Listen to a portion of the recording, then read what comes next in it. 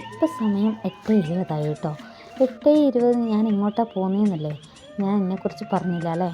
ഞാൻ മക്കയുടെ ration ഷോപ്പിലാണ് work ചെയ്യുന്നത്. ഞാൻ അവിടുത്തെ സെയിൽസ് ഗേളാട്ടോ. സെയിൽസ് ഗേൾ എന്ന് വെച്ചാൽ തൂക്കി കൊടുക്കുന്ന ആളല്ല, മറ്റേ മെഷീനിൽ സംഭവമൊക്കെ അടിക്കുന്ന ആളാട്ടോ. അപ്പം എനിക്ക് 10 മിനിറ്റ് വേണം കേട്ടോ മക്കയുടെ എത്താൻ വേണ്ടിയിട്ട്. 8:30 തുറക്കണം. അപ്പം ഞാൻ ഇതാ മക്കയെടുത്ത് ബസ്സിനൊന്നും അത്ര സ്പീഡില്ല. ഞാൻ എൻ്റെ വീഡിയോയ്ക്ക് ഭയങ്കര ദൈർഘ്യം ആയതുകൊണ്ട് ഞാൻ സ്പീഡിലിട്ടതാട്ടോ.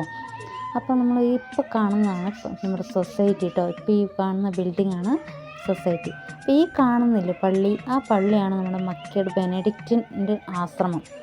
അപ്പം നമ്മൾ അവിടെ ബെനഡിക്റ്റിൻ ധ്യാനകേന്ദ്രം എല്ലാവരും കേട്ടിട്ടുണ്ടാവും അല്ലേ. അപ്പം നമുക്കിതാ ഈ കടയിൽ നിന്നാണ് നമ്മുടെ റേഷൻ കടേൻ്റെ താക്കോല് മേടിക്കേണ്ടത്. പക്ഷേ ഓൾറെഡി അവിടെ തൂക്കി കൊടുക്കുന്ന ഉസ്മാനിക്ക് താക്കോല് മേടിച്ചതുകൊണ്ട് താക്കോല് മേടിച്ച് പകുതി തുറന്നിട്ടുണ്ടാവും.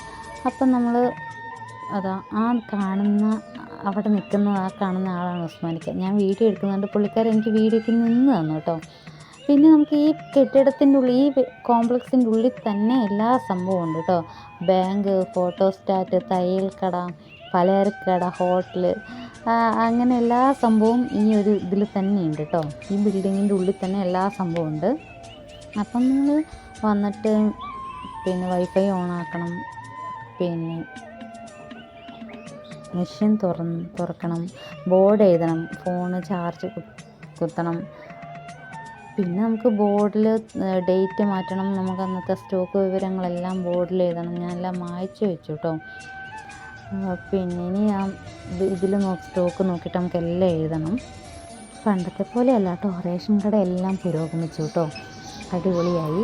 ഇപ്പം നമുക്ക് നെറ്റില്ലെങ്കിൽ, ഇപ്പം നെറ്റിൻ്റെ പ്രോബ്ലം ഉണ്ടെങ്കിൽ നമുക്ക് റേഷൻ കട ബില്ലടിക്കാൻ പറ്റത്തില്ല, റേഷൻ കൊടുക്കാൻ പറ്റത്തില്ല. പണ്ടൊക്കെ ആയിരുന്നെങ്കിൽ നമുക്ക് ഇങ്ങനെ ചേർത്തിട്ട് റേഷൻ കൊടുക്കാമായിരുന്നു.